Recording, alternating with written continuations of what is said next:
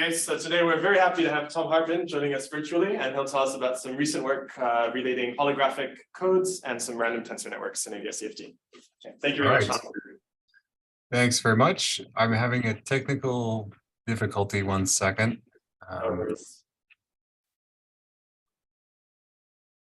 I can either see my slides or my mouse. So this, just 1 sec. It's a tough choice. Okay, I think it's working now. Great. Okay, so I'm going to tell you about some work over the past year or so with my student Jiva and Sean right here at Cornell, and some other collaborators, including Scott Collier and Alex Maloney. Let me start with some introduction. So we know that black holes provide us with some statistical information about quantum gravity. And through ADS CFT, that means that they provide us some statistical information about CFTs. Now, until recently, this was mainly used to study thermodynamics and also hydrodynamics, in particular, to study things like the black hole entropy. When we say that the entropy of a black hole is a quarter of the area, that's a statistical statement because it's giving us the density of states averaged over some microcanonical window. You know, it's not giving us the exact density of states, which in the exact quantum theory is some detailed list of microscopic energy levels. It doesn't give us that level of information, but it gives us some statistical information about the average density of states in a window. Now, in the last few years, we've learned that higher topologies in the gravitational path integral provide us with much more detailed statistical information about the UV.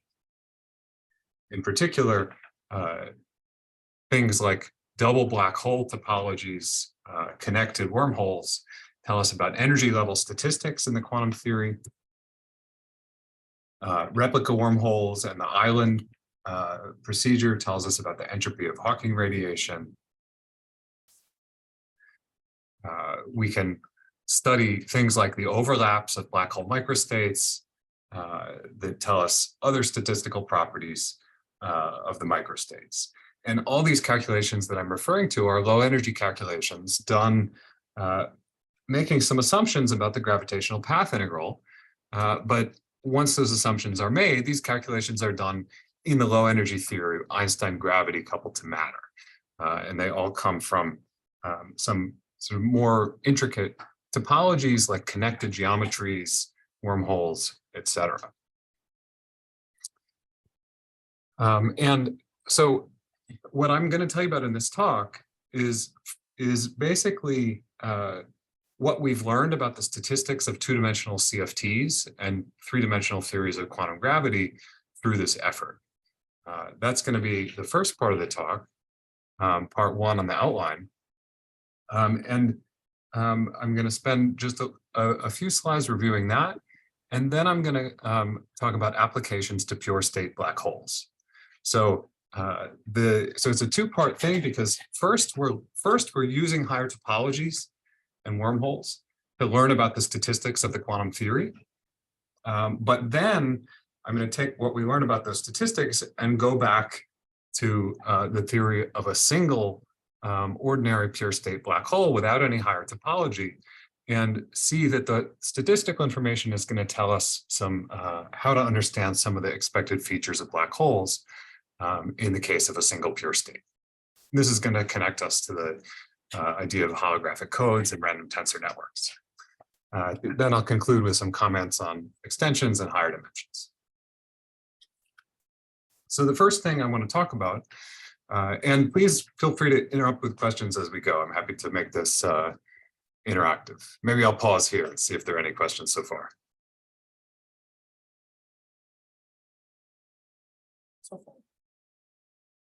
Okay,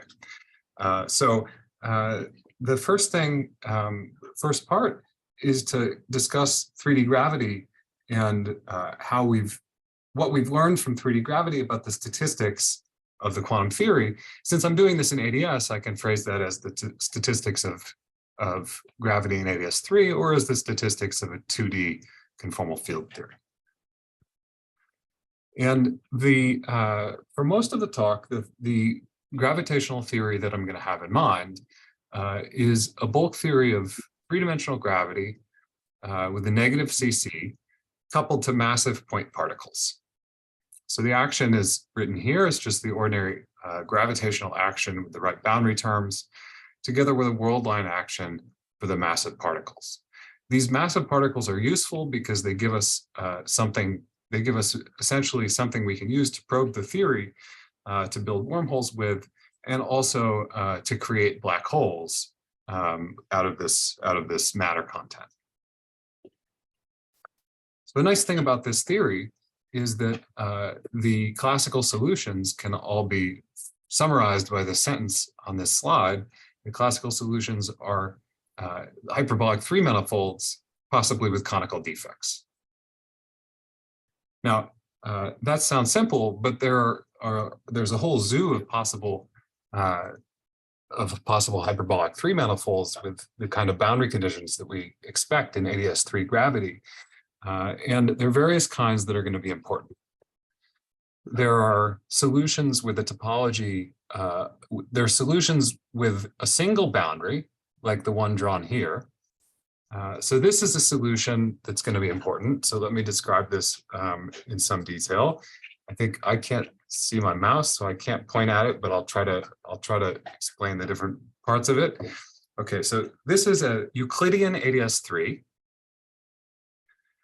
The CFT boundary, the conformal boundary, is the two-sphere that's surrounding it. And there are four conical defects that are piercing that ADS-3. So this is something that would contribute to the calculation of a CFT 8-point function, because there are 8 things hitting the boundary. The defect, these massive point particles that we added to the theory are free. So they just propagate like free particles, other than the fact that they're coupled to gravity. So in this case, they're not probe particles. They're not just traveling on geodesics. This is a fully back-reacted solution of three-dimensional gravity coupled to 4 conical defects.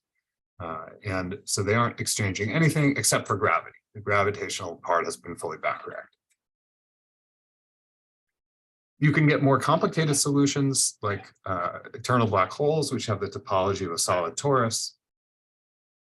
And finally, most interesting for these recent purposes is that you can get solutions of 3D gravity that are multi-boundary wormholes, these multi-boundary topologies. So let me describe the first one that appears on the bottom there. This is a Euclidean solution. It's an on-shell solution of 3D gravity. It's a Euclidean manifold with 2 asymptotic conformal boundaries that are disconnected from each other. And there are 4 conical defects indicated by the red lines that end on that travel across the wormhole and end on the 2 conformal boundaries. So this is an on-shell solution. And by the usual rules of the gravitational path integral, or ADS-CFT, this is something that we would think contributes to an observable in 2 copies of the boundary theory, so 2 copies of the dual CFT, where we insert 4 operators in each copy. In other words, this is a holographic contribution to the 4-point function squared. Now, in an ordinary quantum theory, of course, if we calculate a 4-point function, it's just a number. And if we square it, we just get a number square. There's not going to be any connected contribution because there's no correlation whatsoever between 2 copies of the same CFT. But in this case, we are seeing a correlated contribution. And the interpretation of that is that this is calculating some statistical average of the contribution of the 4-point function squared. You can either interpret that as an average over an ensemble of quantum theories, like over an ensemble of CFTs, or you can think of that as some coarse-grained, something that's been coarse-grained and is being calculated over an ensemble of states in a fixed boundary theory. So these wormholes, the important point is that these wormholes we can use to extract some statistical information about the quantum theory, in this case about the dual CFT. And there are various kinds of wormholes like this. There are these higher genus ones that I've drawn. There are single boundary ones with handles, like that last one. There are a whole slew of these wormholes. The wormholes, the gravitational solutions have been known for a long time. I think that they were first written down in this context by Maldeson and Maus over a decade ago, but hadn't been explained in ADS CFT, or even more generally just from a gravitational or quantum gravity point of view until more recently. So the conjecture that we made last year is that is to understand these higher topology solutions. One question. Yes. Sorry, so in the 2D case, were these wormholes also on shell, or is this something specific to 3D? So there are different kinds of wormholes that have been studied in 2 dimensions. The ones that were studied by Saad, Schenker, and Stanford in the random matrix J2 duality, those were off shell. Yeah.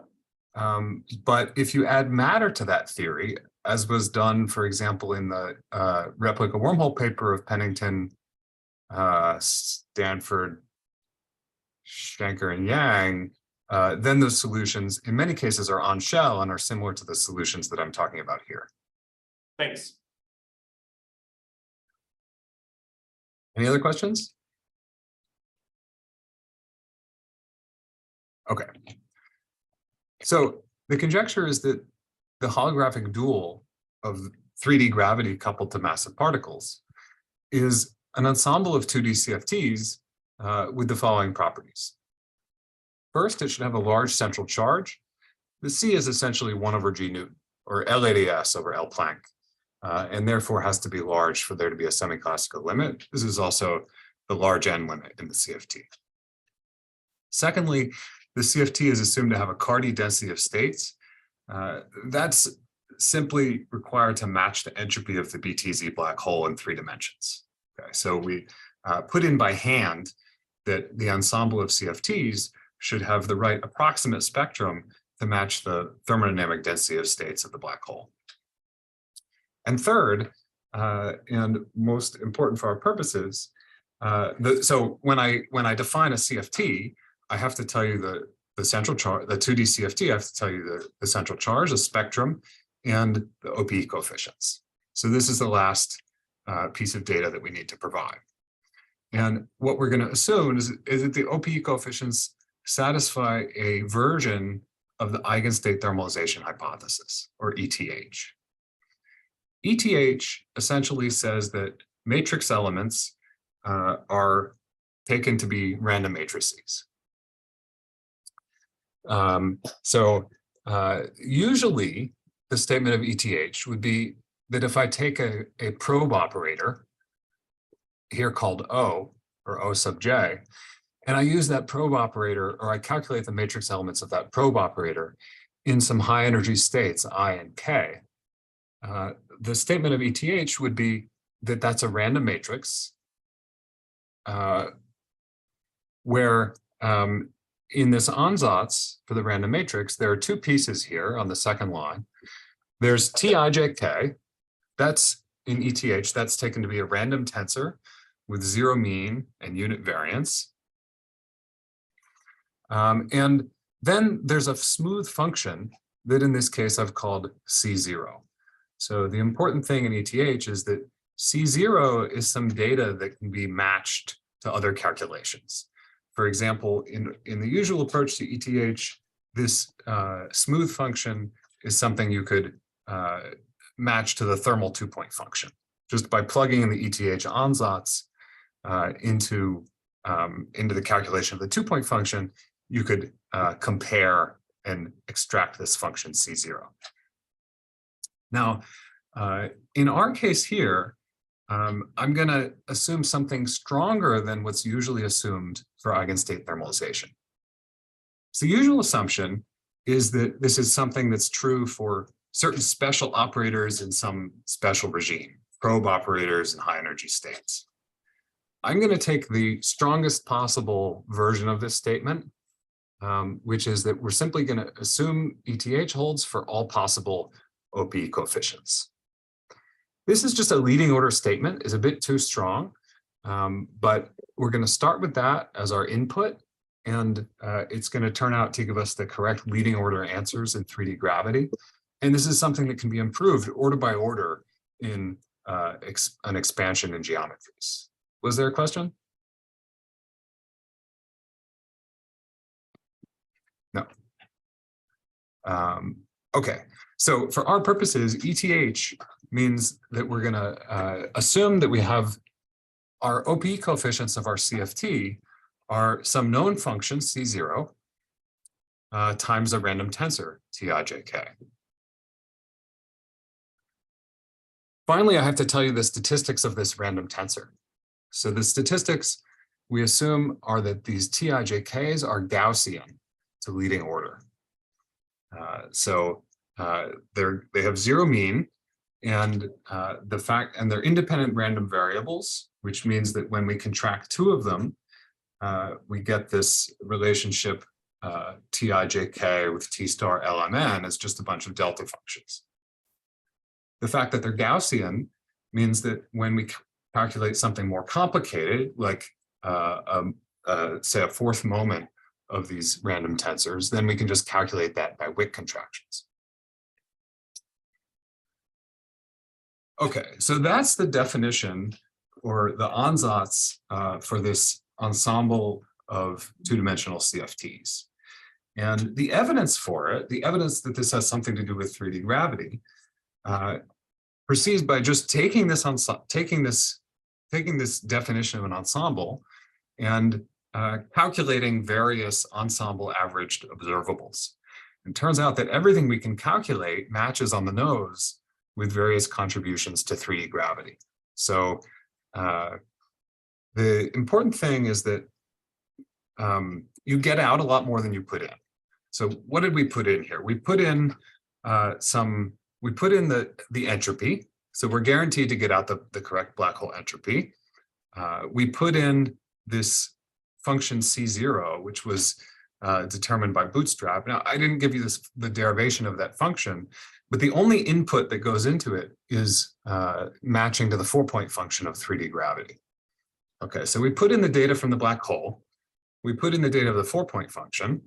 And then we just made the simplest possible assumption about the statistics, that they're Gaussian. And with that alone, now you can match all sorts of contributions to 3D gravity, including all the wormholes that are drawn here. So to give you an example of how this works, let's look again at that first wormhole that's drawn with the 4 particles going through the wormhole. The way we would calculate that, the way we do this calculation in the CFT ensemble is, well, we want to calculate a 4-point function squared. That's drawn here as G4 with a bar over it. So we take a 4-point function in CFT, expand it using the OPEs. Each of those 4-point functions is an expansion in conformal blocks. Expand both of them in conformal blocks.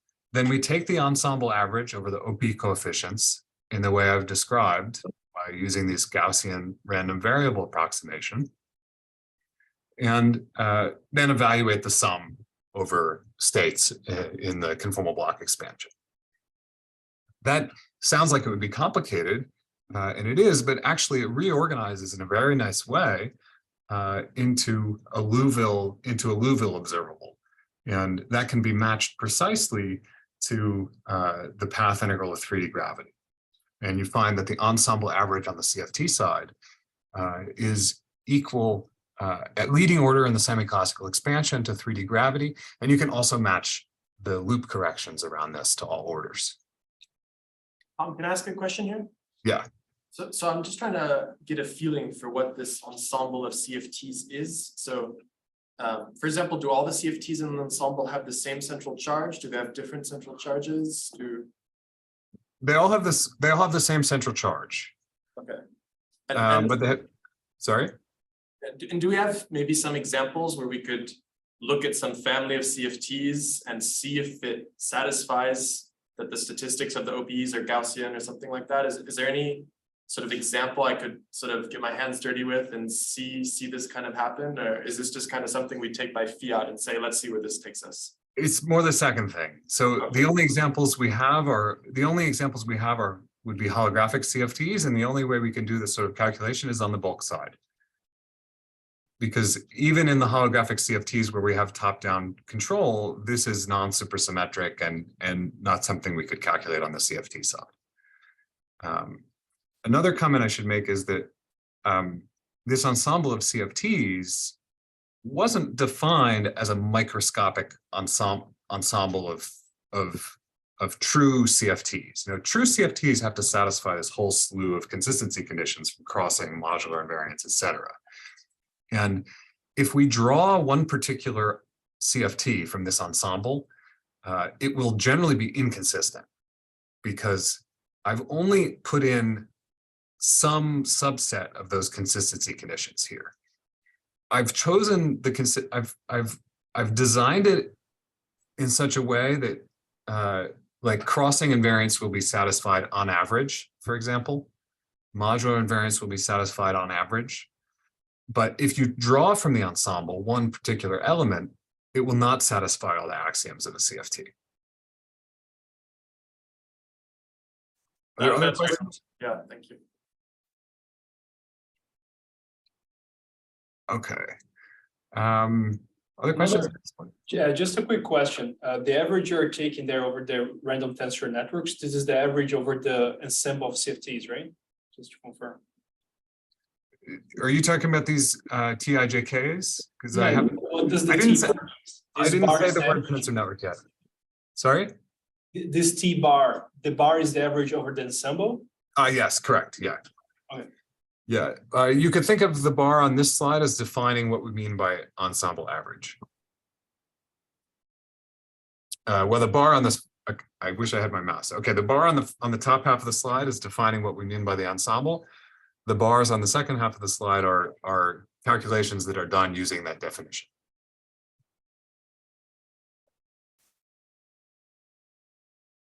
Okay. So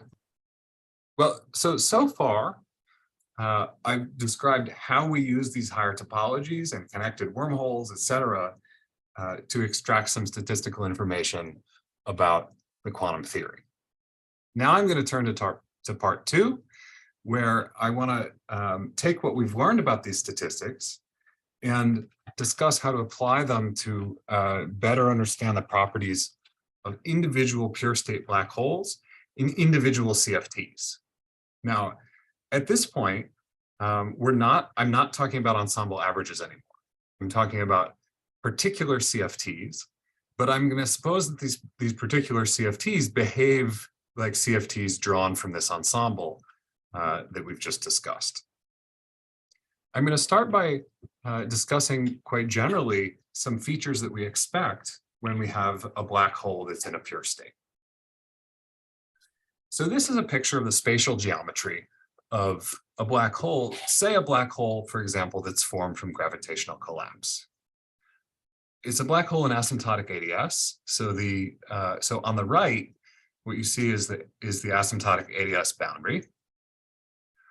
This lump on the left, there's a apparent horizon, which is the blue circle, and behind the apparent horizon is this closed region where there's some matter that formed the black hole, indicated by the red squiggle. Okay, so this is some so you see some stuff behind the black hole horizon that supports the state, that supports the geometry and defines this pure state. That stuff, well, it could take various forms. It could be like a Oppenheimer-Snyder type black hole. It could be like a thin shell solution. In our case, well, it doesn't matter yet, but I'm going to eventually take that stuff to consist of these massive point particles that we talked about.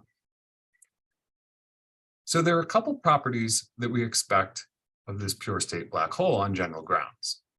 First of all, it should have some kind of coarse-grained entropy. Now, the von Neumann entropy, so this black hole's in a pure state. And so the von Neumann entropy is 0. It's exactly 0. And that means that we can't just use the Brute-Diagonati formula or something. We can't use the thermal field double. We have to understand, we have to go back and ask, what do we mean by the entropy of a pure state black hole? It should be some kind of coarse graining.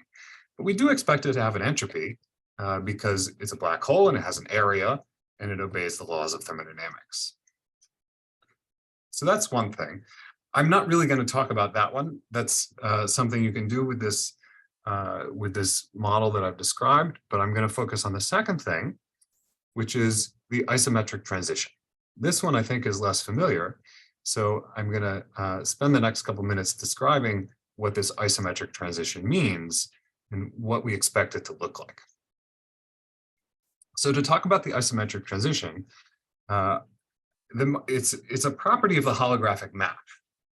So the holographic map is a map V that is a map from the bulk theory to the theory of quantum gravity. Okay, so the bulk theory I'm calling the Hilbert space of the bulk theory HEFT for effective field theory. That's a low energy thing. So basically, if you use the standard methods of quantum field theory in curved space, and you talk about the state of the matter, the state of the gravitons, et cetera, then you're talking about a state in HEFT. Then there's the physical Hilbert space of quantum gravity. Since we're doing ADS CFT, I'll call that the CFT Hilbert space. But you don't have to ever say the word CFT here. You could just call that the physical Hilbert space. The holographic map is the map. So it says for a given state in the bulk, what is this in the bulk effective theory? What is the corresponding state in the underlying quantum gravity? This holographic map V, it's sometimes useful to think of this as a quantum error correcting code. The error correcting properties won't be particularly important for what I have to say, but there's another feature of it that is important, and that's what happens to the code V when you have a black hole. There's a qualitative difference between the holographic map. There's a qualitative change in the holographic map depending on whether you're outside a black hole or inside a black hole. The statement is that it's isometric outside and non-isometric inside. So an isometric map is essentially a faithful embedding, in this case, of the bulk theory into the boundary theory. It's faithful because it preserves norms. It's isometric. So the definition of isometric is just that V dagger V is equal to the identity. And that means no information is lost. We may be mapping, so in general, we may be mapping between spaces of different sizes. The bulk effective theory and the boundary CFT don't have the same Hilbert space, so V is not a square matrix, it's like a rectangular matrix. And this question of whether it's isometric or non-isometric is whether it's preserving those states or the norms of those states and correlation functions in those states under this map. The fact that there's this change at the horizon follows from a simple counting argument, assuming only the Bekenstein-Hawking entropy formula. So the reason is the following. If we think about an operator that's inserted behind the black hole horizon, then, the bulk effective theory of all the possible bulk states you could put behind the horizon can be arbitrarily large. There's an infinite number of states. There's an infinite number of things you can do behind the horizon that all look like the same black hole from outside. Now, if you accept the Bekenstein-Hawking formula applied to these pure state black holes, that means the relevant size of the CFT or physical Hilbert space is just e to the s, e to the area over 4, which means that the holographic map has to map from an infinite set of possible interior states, and all those states have to be linear combinations of the same set, e to the s same set of states of size e to the s in the quantum theory. And you just can't have a faithful embedding of a huge space into a finite size space of size e to the s. So that's why this map V has to become non-isometric when you cross a black hole horizon. There's a useful way to think about this, which goes back to the idea that geometry in some cases behaves like a random tensor network. The idea here is that in holographic states, for some purposes, you can think of the spatial geometry as the geometry of a tensor network. Now, this is for the most part a qualitative picture. It gives you a useful way to think about the quantum states, but it's a toy model. There isn't a formula. It's not literally gravity equal to a tensor network that we can write down. The idea is that when you have a geometry like this, that some of the quantum information theoretic properties are similar to a tensor network with the same geometry as the bulk. So in this case, we start out with a black hole that looks like this. Then the idea is that you should draw a tensor network with the same geometry. And then the quantum state that you get this way has similar properties as the quantum state of that black hole. This tensor network represents a quantum state in the boundary CFT. The open green legs on the right side of the diagram are the dangling legs corresponding to the physical Hilbert space. So those are the physical degrees of freedom, like the spins on each site. If you think about this as analogous to a lattice model on the boundary. The black dots are auxiliary tensors that have a bunch of legs, have a bunch of indices, and anywhere you see two dots connected by a line, that corresponds to a contraction of indices of those tensors. So this picture represents taking a bunch of tensors, multiplying them together to form a sort of quantum circuit-like representation of a quantum state. It's not literally a quantum circuit because it's not a unitary map, but it's a similar kind of idea. And you can think of this circuit-like network as defining the holographic, or giving you a toy model for the holographic map V. The reason this was introduced originally by Brian Swingle in a slightly different form, but the basic idea was there, was that when you have a random tensor network like this, it automatically obeys the root-Takanagi formula. So it has some features that already look like a holographic geometry. Now you also get from this automatically, was there a question? No. Okay. You also get this isometric property from this picture automatically. The reason is that when you have a random map between two large Hilbert spaces, and it maps from one space to a bigger space, then just by simple properties of random maps, it's automatically approximately isometric.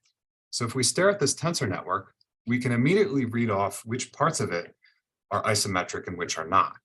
So the rightmost part, think of this map V as mapping from the bulk to the boundary. The rightmost part of the network is mapping from a small space, which corresponds to the e to the s of the black hole, into the CFT Hilbert space. So that's mapping in a way where the dimension of the Hilbert space is growing, and that's why it's automatically going to be isometric if that's a random map. If we go to the middle of the diagram, the geometry is shrinking. That means it's a random map from a big space to a smaller space, and that can't possibly be isometric. If you map from a big space to a smaller one, then some information has to be lost. Then we get another isometric part all the way on the left. Now, this picture, as I said, is a qualitative picture. It's just supposed to give us some intuition for why the holographic map has these properties. But what I'm going to describe in the last part now is how we can use what we've learned about the statistics of 2D CFTs to understand in complete detail how this works in 2D CFT. And at this point, I'm going to describe how we get random tensor networks in 2D CFT. And at this point, it will be an actual model of gravity, in the sense that we'll have a random tensor network which actually qualitatively, sorry, not qualitatively, which actually quantitatively reproduces the dynamics of black holes in 3D gravity. So now we're going to bring everything together and consider these pure state black holes in 2D CFT. As I said, our goal now is to understand this behavior directly from the 2D CFT. We'll consider a CFT state that's created by inserting some of these particle operators that create heavy particles in the bulk that I'll call AI, AJ, etc. We'll insert these operators in the unit disk as we usually do in radial quantization in a 2D CFT. The holographic code in this context is a map from all the things we could insert, all our choices that we made in constructing that state, to the set of CFT states, physical states. Now we could move the particles around, but I'm going to make it a little easier by fixing the positions of the particles and just consider the flavor labels, IJ, etc., as the input to the holographic code, and the output is the physical state. For a state created by n particle insertions, the bulk dual geometry is the geometry that you get by looking at a 2 endpoint function, because you have n particles creating the state in the ket and n particles in the bra. If we take 4 particles to create our state, then this is the same geometry that I talked about a few slides back. It's a geometry with some conical defects in ADS3 that back react on the geometry and produce this solution of 3-dimensional gravity coupled to point particles. It's relatively easy to write down the metric on this 3-dimensional geometry, not quite in closed form, but essentially you need to solve the Liouville equation on the disk, and then once you have that hyperbolic metric on the disk, you can plug it into the ansatz on this slide to get the metric on the 3-dimensional geometry. We now want to interpret this geometry as a black hole. And what we're going to do to interpret this as a black hole is to interpret the vertical direction on the slide, we'll think of as Euclidean time. And so we think about this as preparing a state by doing a path integral in Euclidean time, and then preparing a state on the t=0 slice, which is the slice right through the middle horizontally in this diagram. The geometry on that slice looks something like this. Okay, so this is a picture. So this is so the state that we've created is a black hole. And this is its t=0 geometry. And it is exactly one of these sorts of black holes that I described more generally earlier. It's a black hole that's in a pure state, it's one-sided, and it has some matter behind the horizon. In this case, there are actually several minimal surfaces. The outermost minimal surface is the apparent horizon of the black hole. And then there's an ADS boundary over on the right. So this is a black hole, which is an example of what's called sometimes a bag of gold, or more recently, a python is a pure state black hole. Question? Yes. So why is this a black hole and not just some particle defect geometry? Like the mass is below BTZ bound, but somehow the sum of them is above or something? Or? Yeah, that's right. So I've picked the particles to be heavy enough so that when you have several of them, they're heavy enough to be above the black hole threshold. And the way you can see it on the diagram is that there are minimal surfaces.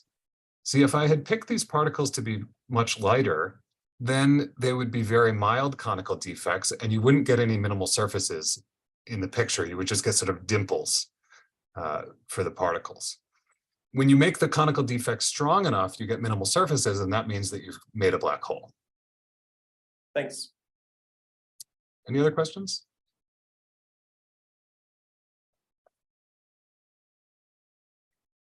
Okay, so now we want to take this state and use these methods of the large C CFT ensemble to understand the properties of this state. So let's start by just doing the OPE on the various operators that we use to define the state. Here I've just done the OPE. I took operators A1 and A2 together, used the OPE, then I brought in operator A3, used the OPE again, brought in A4, used the OPE again, and I've expressed the answer, the result of those OPEs in terms of the OPE coefficients denoted by C's. The only thing in this that might be sort of unfamiliar in this expression is this thing curly B squared. So curly B squared is something called a Virasoro OPE block. It's basically a square root of a conformal block. It's an operator that is completely determined by it's a complicated operator, but in principle, it's completely determined by the Virasoro algebra. So it's just a property of the conformal algebra. And the role in life of the Virasoro OPE block is just to add descendants to the primary labeled R in this expansion. Okay, so it's something complicated. It takes it's technically sort of technical to deal with it, but in principle, it's just some known operator.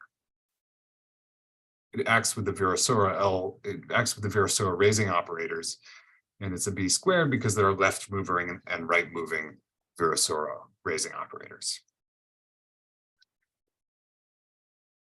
The first step on this slide was something that we can do in any CFT. There was nothing holographic about it or anything. We just used the OPE. Now we're going to use what we learned about 3D gravity to make some simplifications. We're going to do this in 3 steps. First of all, we're going to use the large central charge. When we use large central charge, this sum over states running in the OPE is dominated by a saddle point.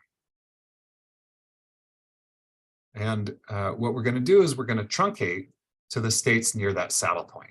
Those are the only states we're going to keep in the sum. And that means that all these sums turn from infinite sums into finite sums. Finally, we're going to use the eigenstate thermalization hypothesis in this strong form that I described earlier. So now what we find is an expression for the quantum state in a holographic CFT, which is the one in the box. It has some products of random tensors. Those are the T's. The products are finite dimensional matrix multiplications. And then there are some known factors. There are some of these C0 factors, which came from the conformal bootstrap, and there's some of these B squared factors, which came from the Virasoro algebra. But at this point, we can recognize that this is a random tensor network. It really is just a matrix product state. And if I write this in a pictorial form, I can just take these random tensors T, and the state is a product of these random tensors T. So now I'm writing it in tensor network in a sort of tensor network type way, where we take a product of these random tensors T, and we multiply them together in the way that's indicated by the lines in the network. And then at the end, after multiplying them all together, we tack on the Virasoro OPE block that sticks in the correct descendants in this state. Okay, so what is the conclusion so far? The conclusion is that the states that you get in a 2D CFT really are random matrix product states where the randomness comes from ETH. Let me this is going to be sort of the main result. We're now going to apply it back to these problems I talked about. Maybe I'll pause here and see if this claim makes sense before we move on, see if there are any questions.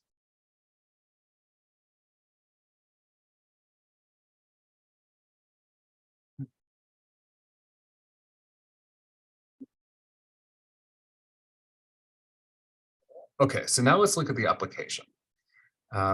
First, let's talk about the holographic code for a second. So the holographic code is a map from the labels on these operators, because we think about those as being the different states we could put in the bulk effective theory. So it's a map from the labels on these operators into the CFT Hilbert space. So for example, it maps this label. I called one of the operators A3. So it maps that label into the CFT Hilbert space. And that's a holographic code in much the same way as this random tensor network picture that I drew earlier that was only qualitative. But now this is a quantitative thing that gives us precise states in a 2D CFT. Now the claim is that the quantitative claim is that this tensor network discretizes the radial direction in the bulk. Each of those tensors represents a segment of the bulk geometry in the way that's drawn here. And so each of those tensors is like a segment of the geometry that that goes between two minimal surfaces. And the radial direction in the bulk is like the tensor is like the emergent direction in this tensor network. And this is true in a quantitative way in the following sense. The statement is that it has the following three properties. First of all, it's the right state. So the norm of this state is a gravitational action for this geometry. That was true by construction. Secondly, the bond dimensions in the random tensor network have size e to the area over 4. This can be understood also as an entropy, not the von Neumann entropy of the state, but the entropy of a coarse-grained state. I'm not going to have time to talk about this coarse graining operation, but in some cases, we understand what it is in great detail, and we can perform that coarse graining and reproduce this the entropy of these bulk surfaces. And finally, point 3 here is that probes undergo the isometric transition at the horizon that I described earlier. So I'll now describe this isometric transition. We want to show that the CFT... Question, why should Yes. I think of those properties you listed, why are they equivalent to discretizing the radial direction? That's just what I mean by those words. I mean, because the reason that so the idea is that each of those bonds in the tensor network should be viewed as the total part of the network that goes all the way around the blue curve. So if you want to think of this as discretizing the bulk, then the dimension of that, sorry, I still don't have my mouse, so I can't point at it, but let me just pick one of the bonds in the network that goes between the two red dots. To say that that's discretizing the bulk, you need the dimension of that Hilbert space living there to match the entropy of the associated blue minimal surface. Because the point is that the bond dimensions, to say that it's discretizing the network, we need the bond dimensions in the network to match the areas in the bulk.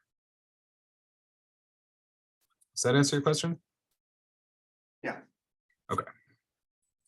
Another question here? Yeah. So to get down to, I guess, something of the order of LADS as a scale, this just comes from inserting more and more operators, but I guess somehow you got to see that it stops at order LADS. Like, does the saddle point break down? What happens? Actually, you're not limited by LADS here. You're limited by the Compton wavelength of the point particles. And you can localize at sub-ADS scales here. There's really no problem with that. what's making it possible here is that we've stuck in enough particles that we can sort of use the location of those particles as a proxy for position, and it gives us like a gauge invariant way of discussing different locations in the bulk. But yeah, we're not limited to the ADS scale.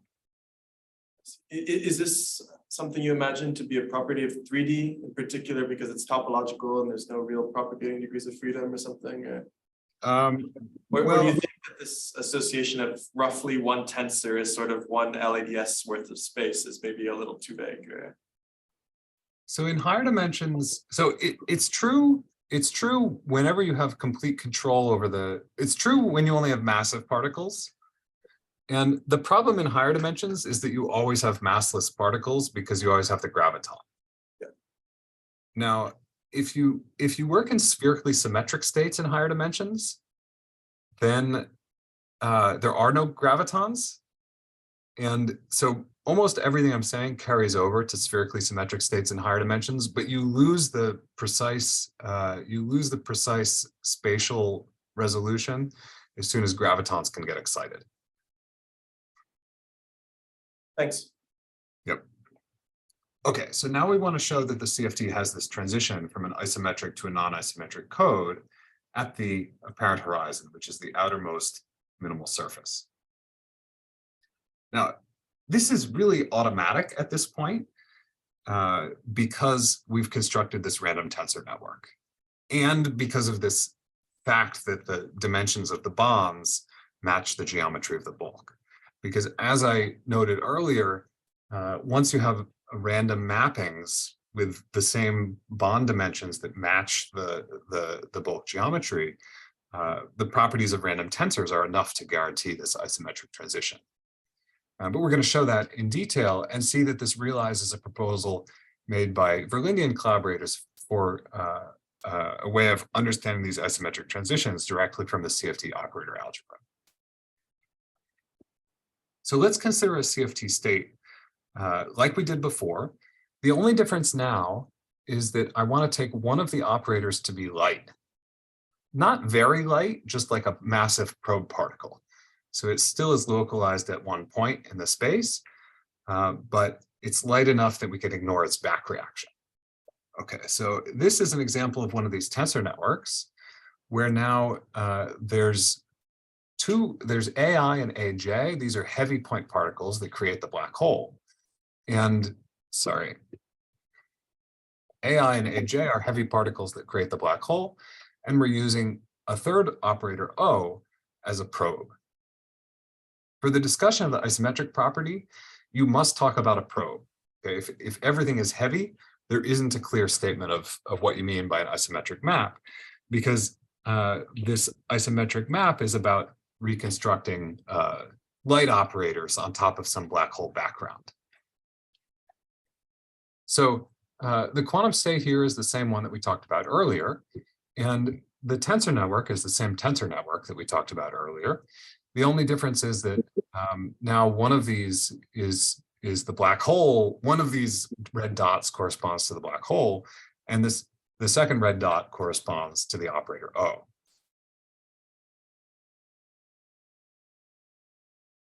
The holographic code, again, is a map from all of the things you can put in the interior into the physical or CFT Hilbert space. Now, that code, that mapping, has to go through the operator O. You can see it goes right through it on the diagram. And that means that in order for V to be isometric, the operator O must be isometric. In fact, these are equivalent. And what that tells us is that the code is isometric, is that we can understand whether the code is isometric purely from looking at the bond dimensions on the tensor network. It's going to be isometric if and only if O on this tensor network is mapping from one space to a bigger space. We need the leg labeled Q. If we want it to be isometric, then we need the leg labeled Q to have a bigger bond dimension than the leg labeled P. Conversely, if they're smaller, then the map will be non-isometric. In CFT language, the statement is that the code is isometric if and only if the Carty entropy at energy Q at the saddle point is bigger than the Carty entropy at energy P at the saddle point. So at the end of the day, all you need to do to determine the isometric property of the code is to do the calculation of the CFT correlator, read off the energies of the primaries running in the OPE, and then compare their entropies. It's important here that these are the primary energies in the OPE, not the total energies. If we use the total energies, we would get a very wrong answer. That's because descendants in a 2D CFT don't act randomly. It's important that we sort of separated out the random stuff from the non-random stuff. That's the setup, that's what we need. Now, the actual calculation, I'm basically going to skip, but I'll tell you what it would look like. We need to check that the bond dimensions change relative sizes when the probe crosses the horizon. And this will give us a direct comparison of the CFT prediction with the bulk. I've written some sketch of how you do this calculation, but I'm going to skip the details. Basically, you can use the holographic stress tensor to find these primary energies. And from there, you can check whether the entropy is going up or down. When the dust settles, the conclusion is that this works precisely. It works perfectly. The CFT reproduces this isometric transition exactly where the probe crosses the horizon in the bulk. So when this probe particle in the bulk crosses the horizon, the CFT code switches from being isometric to non-isometric.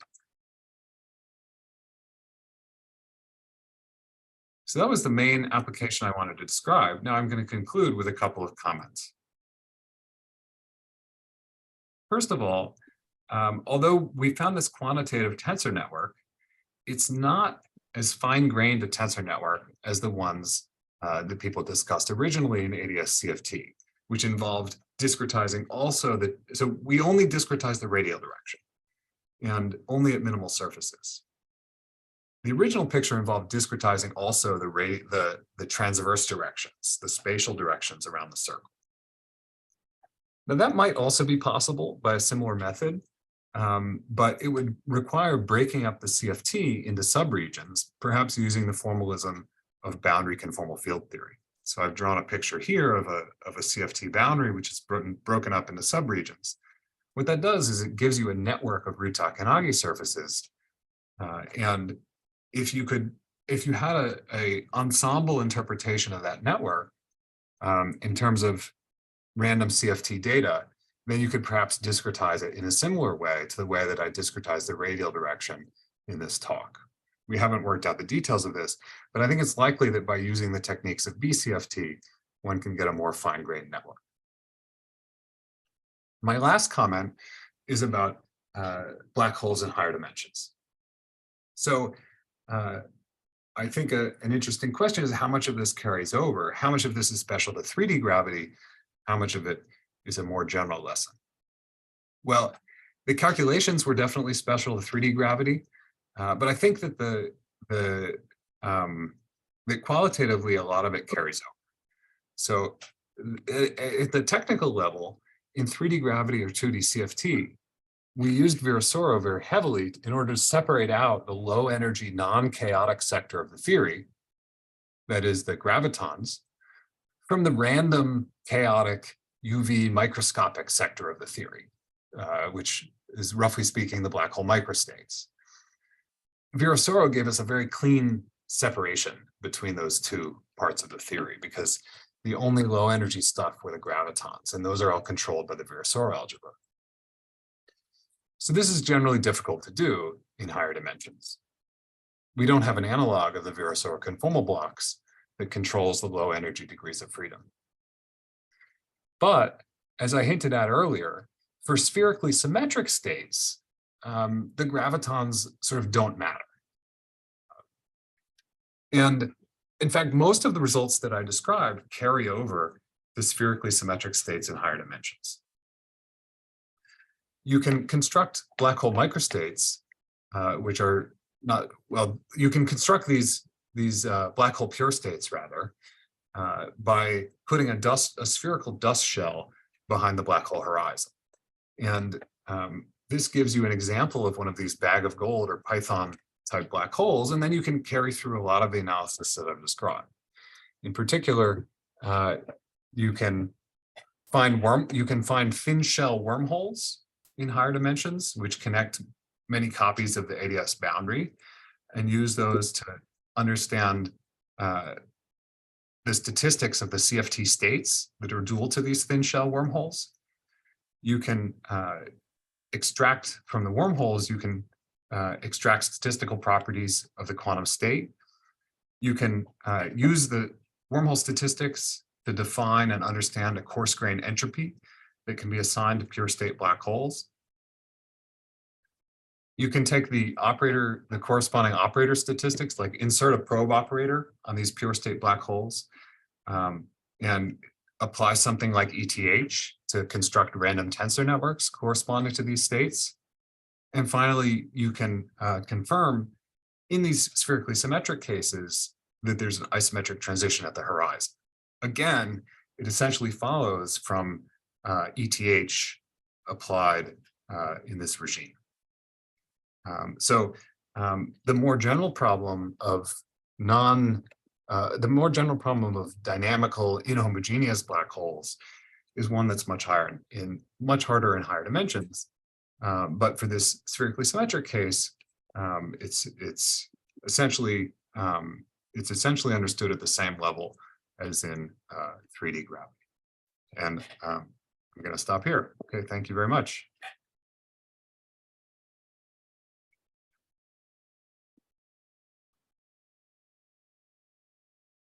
Are there any questions?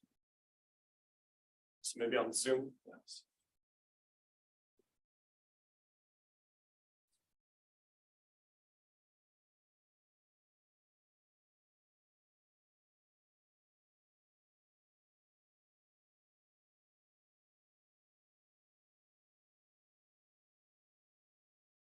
Okay, I guess we had a lot of questions during, so we'll thank the speaker one more time.